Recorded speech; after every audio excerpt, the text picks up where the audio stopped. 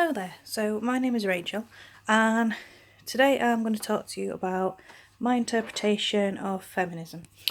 And by interpretation I basically mean what feminism means to me personally, in my opinion. And obviously I know there are different opinions, but what basically it means to me. So feminism to me, and I'm sorry if there's a lot of noise, I'm moving, is, when I say I'm a feminist, I mean that I want men and women to be treated equally in all aspects of life. Whether this is how we're paid, having the same rights when it comes to maternity leave. So I think, as well as mums getting maternity leave, dad should get maternity leave as well. Shouldn't always be, well, you didn't push the child out, so you shouldn't have that time off.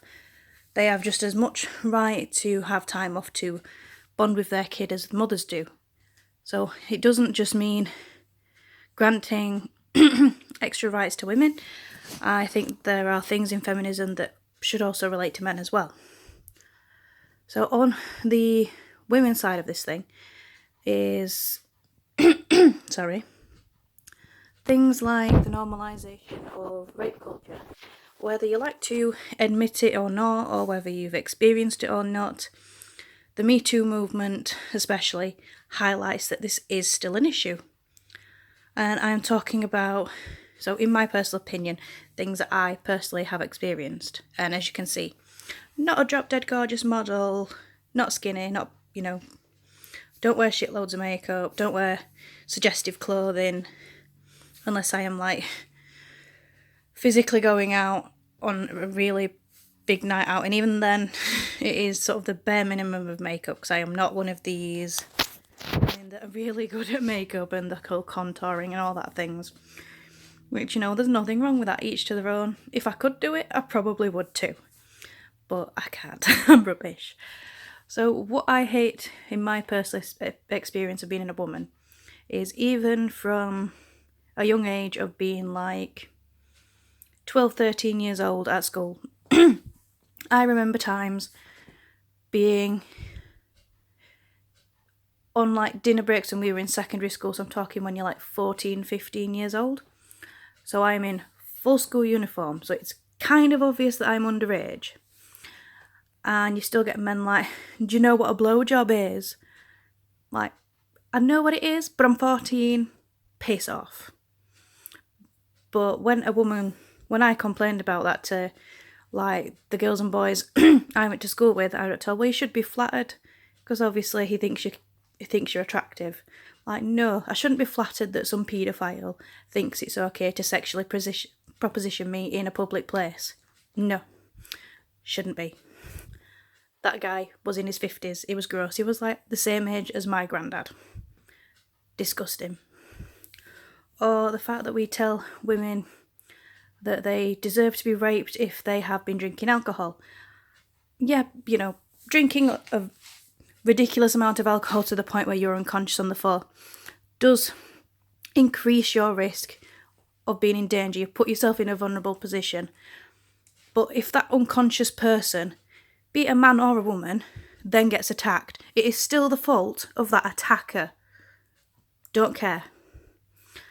I personally, when I was on a night out, came across a woman, and this was about 10 o'clock at night, and she was in the women's toilets and she could not even stand. She was this drunk.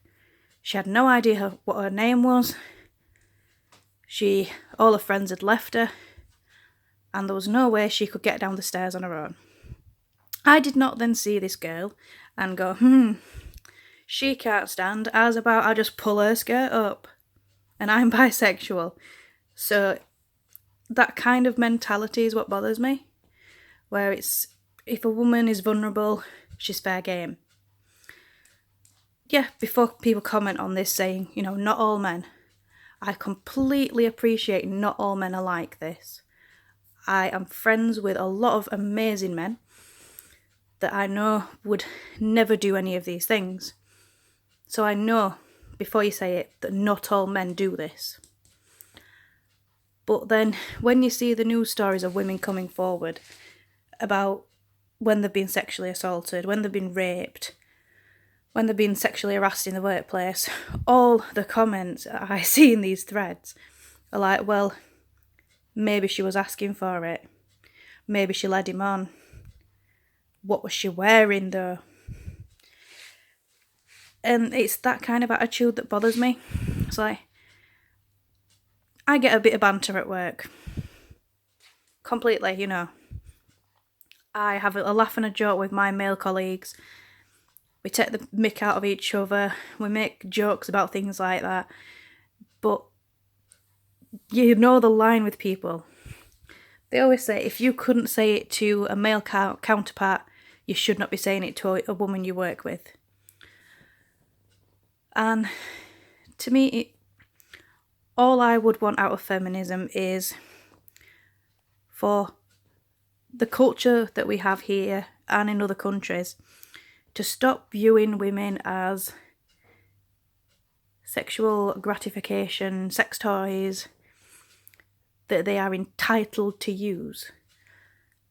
It was like going back to the scenario when you're on a night out and a man will buy you a drink. I refuse these drinks now because I know they come with strings. But when you're like 18, 19-year-old, you're just starting to go out, and a guy's like, oh, hi, how you doing? And you go, oh, yeah, I'm okay, you know, just having a night out with my friends. Oh, cool, you know, I'll get you a drink, you know, start your night off really well. And you're like, oh, thank you. Buys you a drink, and then you're like, thanks, I'm going back to my friends now, but, you know, nice to meet you. And they'll be like, excuse me, I've just bought you a drink, bitch. You think you should be a bit more grateful? Do you not think you should owe me some favours? Like, if that's what you think gets you into a woman's pants, have your drink back, wear it over your head, go away. This shouldn't be the attitude that we should have to put up with. The amount of times I have been grabbed, groped, I've had a man try and put his fingers up my skirt and try and get his fingers into my knickers while I've been dancing. I've had men grab my boobs. I've had men try and pull my boobs out of my dress. All because it's a night out and it's funny. It's like, no, do you know how unsafe you make a woman feel when you do these things? It might be a joke with the lads for you, but you've made that woman feel completely vulnerable, completely unsafe. This is why women go to the toilet together as well. But obviously, on the flip side of this, I do appreciate that men do get assaulted as well. And that isn't right either. And what I also think isn't right about when men get assaulted is when a man gets sexually harassed or raped by a woman, that he is told that, what is he complaining about? He just got laid. No. That man still feels violated. That man feels that he is not safe, that he's not respected.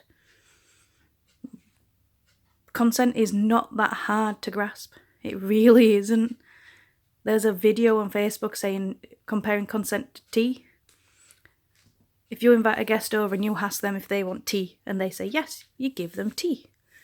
If you invite a friend over and you start to get physical and they say, you know, do you want to do this? And they say yes, go ahead. Do that. If you cannot have a conversation with the person you're about to have sex with, saying, are you sure you want to go ahead with this, for fear they might say no, you should not be doing it. Just a thought. Now, don't think I'm a prude. I do not care who sleeps with who, how many, why. If it's men sleeping around with loads of women, if it's women sleeping around with loads of men, or if it's men sleeping with men, women sleeping with women, knock your socks off. Do not care. But I find it extremely patronising that we try and make out that men cannot see when a woman doesn't want to have sex. That she has to physically say no and shove him away before he can tell. I find that hard to believe that we're trying to make out that men are so stupid at reading social cues and body language. Don't they say that the majority of communication is not verbal?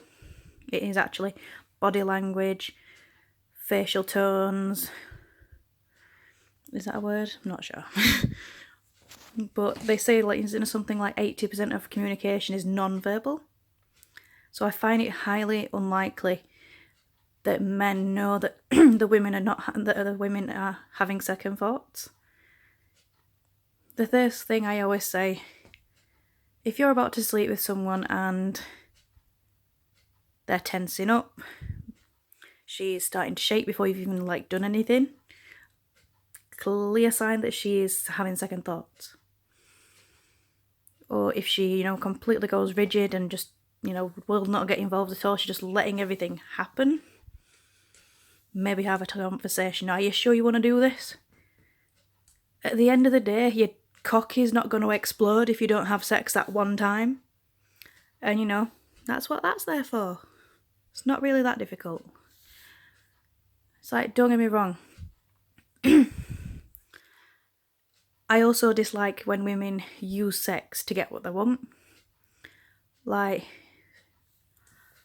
seducing a man to get a job. That should not be how it is done. But, I think that is not equally, but it is kind of a crap thing to do. So when I say that I'm a feminist, what I mean is I think there needs to be a change to attitudes when it comes to sex, an honest conversation, that sex should not be prioritised over the mental or physical well-being of another human being. Like I said, you are not going to get any serious injury from not having sex when you've already got hard. It doesn't happen, it honestly doesn't. You'll lose your erection, or you can go into the bathroom and have a wank. Your balls will not drop off. You'll be fine, I promise you. But I also think that attitudes need to change with men as well. Like, as in our attitudes with men. Like, we can't in one breath say that we want men to be more sensitive and talk about their feelings, and then in the next breath call them whiny little bitches because they are upset about something. I think the whole toxic masculinity also plays a huge part in this, where men are told from a young age, boys don't cry, shut up and deal with it. You should, fight for what you want. You shouldn't complain. You shouldn't express any emotional stuff to any of your friends or any of your, partners. I really don't see what this... I don't even know the right word here. But I don't know what people gain from that attitude, other than trying to keep men in their place. I think stereotypes of any kind are harmful. I think a lot of the reason why men have such a high suicide rate, especially I believe it's between the ages of 25 and 35. I could be wrong exactly on the exact age bracket there, but men of that age seem to have a very high suicide rate, and this is, I genuinely believe, in part because they are told to suffer in silence, to not seek help, to not talk about their feelings, to not talk about things that bother them. Whereas women are sort of encouraged to do so.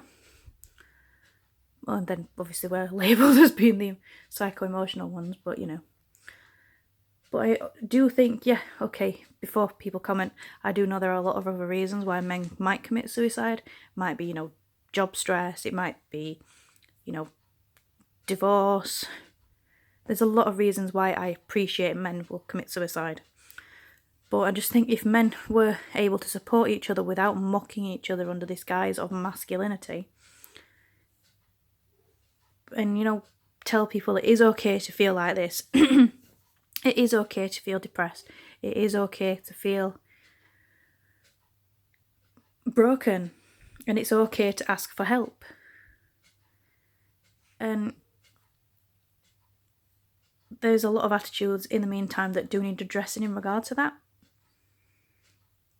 But this is what I mean by feminism. I don't just mean women's issues. I do think that this affects everybody. And there's a lot of work that needs doing on both sides. And a lot of it, as daft and as oversimplified as this may seem, a lot of our issues between men and women could be resolved simply by remembering that we are all just people, and we have a lot of the same desires, we have a lot of the same needs, a lot of the same goals. It's just we happen to have something different between our legs and slightly different hormones, depending on which part of your life you're in. But yeah, that's what I mean when I say feminism. I just think that it's mainly attitudes that need to change, whether it's coming from higher up or whether it's something that is ingrained on you when you're being brought up. Like, as a kid, I was brought up, girls don't dress like that. You'll never get a boyfriend while you're dressing like that. If you don't put the effort in, boys will never look at you. Girls don't sit like that. Girls don't play with those toys, that's a boy toy. Girls shouldn't enjoy rugby, that's a boy's game. But I guess, men will get this too, boys can't do ballet, it's a girl thing. But have you seen how physically strong a male ballet dancer is? They don't get that strength by being weak. It takes a lot of physical strength to lift and hold a ballerina in place like that. You only have to look at their arms to see how strong they are. So I really don't get sort of attitudes like that. Growing up, I was always a tomboy. I liked things like rugby. I liked football, though I was kind of rubbish at it. I liked, climbing trees, pretending to have sword fights. Me and my cousins would pretend we were like soldiers. He was the captain and we used to follow him into battle and fight all these imaginary people. I loved things like that. I was brought up watching WWE and WWF. I was never really a girly girl. This is probably why I'm so rubbish at makeup. But I was brought up like that. I always leant more towards what society told me was boy things. On my leaving book, when I left secondary school, a boy signed my leaving book with, "Had fun times, but wrestling is still for boys." Which I laughed at because I know he was joking and it is what it is. That was genuinely his attitude, that he felt that wrestling was for boys, but he accepted and got over the fact that he's still stuck with me talking to him about The Undertaker. Tough. So yeah, sorry about this not meant to go on this long. Very long ramble. But I just want to express my opinion that not all feminists hate men. I do not hate men. I have loads of male friends that I honestly could not imagine being without. I have lots of female friends that I could not imagine being without. So yeah, my name is Rachel, I'm a feminist, and I do not hate men. Cool.